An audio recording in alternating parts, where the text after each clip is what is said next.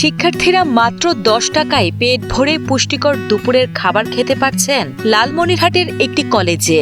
মেনুতে থাকছে গরম ভাত, ভাজি, ভর্তা, ডিম, কখনো আবার খিচুড়িও।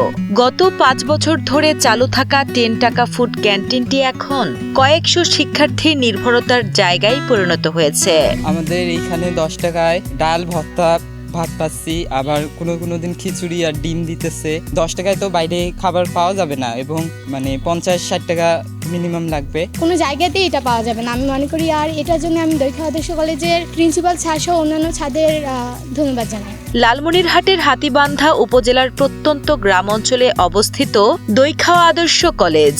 বইয়ের আদলে গড়া নান্দনিক প্রবেশদ্বার আর সবুজে ঘেরা ক্যাম্পাসটি যে কাউকেই মুগ্ধ করবে। তবে এই ক্যাম্পাসের সৌন্দর্যের চেয়েও বড় সৌন্দর্য লুকিয়ে আছে এর মানবিক উদ্যোগে। 2018 সালে কলেজের অধ্যক্ষ মোফাজ্জল হোসেন সম্পূর্ণ নিজস্ব অর্থায়নে এবং বন্ধুদের সহযোগিতায় এই ব্যতিক্রমী ক্যান্টিনটি চালু করেন, মূলত দরিদ্র শিক্ষার্থীদের পড়াশোনার উৎসাহ দিতে এবং পুষ্টি নিশ্চিত করতেই এই মানবিক উদ্যোগ। দুপুর হতে হতে ওদের কিন্তু ক্লাসের যে আগ্রহটা সেটা কমে যায় ক্ষুধার কারণে। একটা সময় আমরা লক্ষ্য করি যে ছেলেমেয়েরা দুপুর হলে অনেক সময় হঠাৎ করে তারা জ্ঞান হারিয়ে ফেলে। এইসব থেকে আমরা চিন্তা করলাম যে এখান থেকে তাদেরকে কিভাবে ক্লাসমুখী করা যায় বা ক্লাসে মনোযোগ ধরে রাখা যায়। সেজন্য আমরা তাদেরকে ন্যূনতম 10 টাকা মূল্যের একটি খাবারের আমরা ব্যবস্থা করি। কোনো কিছু খেতে গেলে 50 টাকা বা 100 টাকা এরকম সর্বনিম্ন রেট ধরা হয়, আর সেখানে আমরা কলেজে মাত্র 10 টাকাতে দুপুরের ক্যান্টিনের খাবার খেতে পারি। বর্তমানে এই কলেজে প্রায় 700 জন শিক্ষার্থী রয়েছেন, যার 90% অতি দরিদ্র পরিবারের। তাদের অনেকে সকালে না খেয়েই অনেক দূর থেকে কলেজে চলে আসে।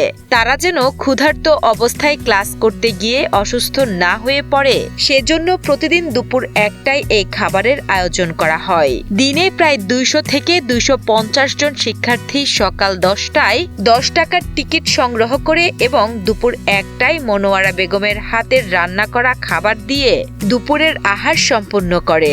অনেকেই আছে যে দুপুরে অনেক ভাজা পোড়া খায়, তার ফলে তার পেটের মধ্যে অনেক সমস্যা দেখা দেয়। বাজারে অনেক সময় খাদ্য খেতে গেলে দেখা যায় অস্বাস্থ্যকর খাবার খেয়ে, যার কারণে অনেক ধরনের রোগবালাই চাপ দেয়, কিন্তু এখানে খুবই সুস্বাস্থ্যকর খাবার খাওয়া হয়। বর্তমান বাজারে নিত্যপণ্যের দাম আকাশচুম্বী হওয়ায় মাত্র 10 টাকায় এই মেনু বজায় রাখা এখন বেশ কঠিন হয়ে পড়েছে।